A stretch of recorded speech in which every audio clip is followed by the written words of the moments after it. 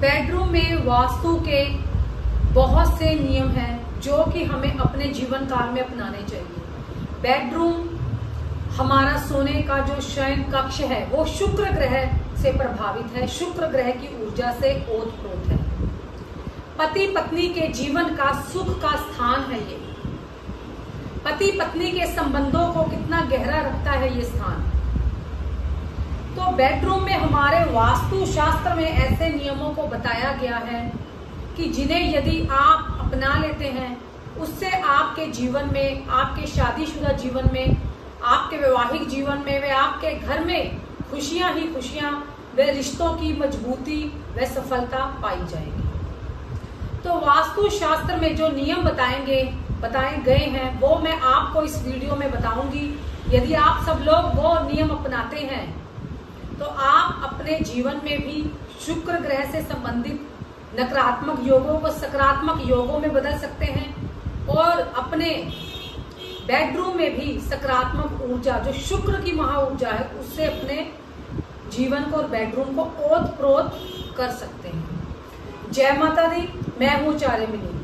आज बात करते हैं वास्तु शास्त्र में बेडरूम के कुछ नियमों को लेकर। तो मैं अब सीधे और स्पष्ट वो नियम आपको बताने वाली हूँ जो यदि आप अपनाते हैं तो आप अपने जीवन में बहुत से नकारात्मक योगों को काटकर सकारात्मक योग पैदा कर सकते हैं। सबसे पहले तो आप जानते हैं जो मृत व्यक्ति होते हैं, आपने कभी भी अपने शयन कक्ष में, बेडरूम में किसी भी मृत व्यक्ति की, अपने पारिवारिक में किसी भी मृत व्यक्ति का चित्र अपने बेडरूम में नहीं लगाना है। यदि आप ऐसा करते हैं तो आपके जो शुक्र ग्रह है वो प्रभावित होंगे, आपके राहु ग्रह भी प्रभावित होंगे।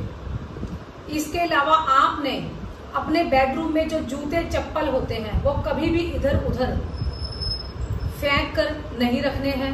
वैसे तो बेडरूम में कहा जाता है कि जूते चप्पल को लाना ही नहीं चाहिए, रखना ही नहीं चाहिए। यदि आप रख भी रहे हैं तो उन्हें एक स्थान पर अच्छी व्यवस्था कर रखिए।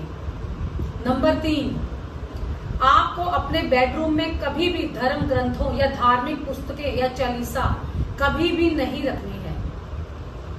नंबर 4, इसके अलावा आपने अपने बेडरूम में कभी भी किसी भी देवी देवता का कोई भी चित्र, विशेष तौर पर वो उग्र मुख वाला कोई चित्र हो, किसी भी देवी देवता का नॉर्मल चित्र भी आपने नहीं लगाना है।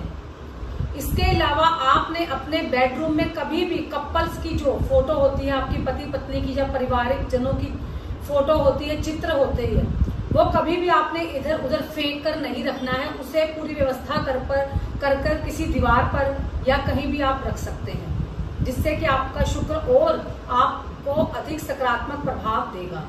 इसके अलावा आपने अपने बेडरूम में कभी भी खराब इलेक्ट्रॉनिक जो वस्तुएं होती हैं, जो बंद घड़ियां हों, इलेक्ट्रॉनिक वस्तुएं हैं, कोई भी पानी से जुड़ा कोई भी फाउंटेन हो, वो भी आपने अपने बेडरूम में बंद पड़ा है, खराब पड़ा है, उसको नहीं रखना है। और आपके बेडरूम में कभी भी जो आपका बिस्तर है, बेड है, उस पर जो बेडशीट है वो कभी भी बिखरी हुई नहीं होनी चाहिए। वो आपको थोड़ी थोड़ी देर के बाद या दिन में कम से कम 3, 4, 5 बार उसे अच्छे से आप झाड़कर बिछाएं। इसके अलावा आपके बेडरूम में कभी भी धूल मिट्टी व गंदगी नहीं होनी चाहिए।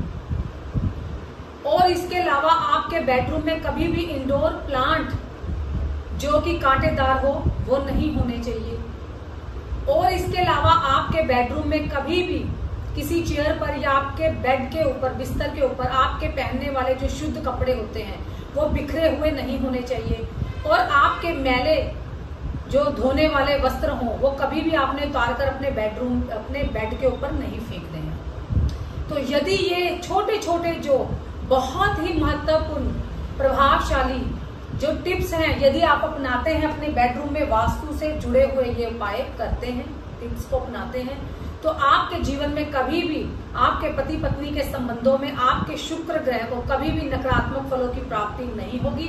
आपका शुक्र ग्रह नकारात्मक योगों से प्रभावित नहीं होगा और वो आपको नकारात्मक प्रभाव भी नहीं देगा, नकारात्मक फल की प्राप्ति भी नहीं होगी। तो यदि आप ये सब नियम और टिप्स अच्छे से अपनाते हैं तो आपका शुक्र आपको भौतिक सुख सुविधाओं का फल देगा और आपको सकारात्मक योग और राजयोगों की प्राप्ति होगी। जय माता दी।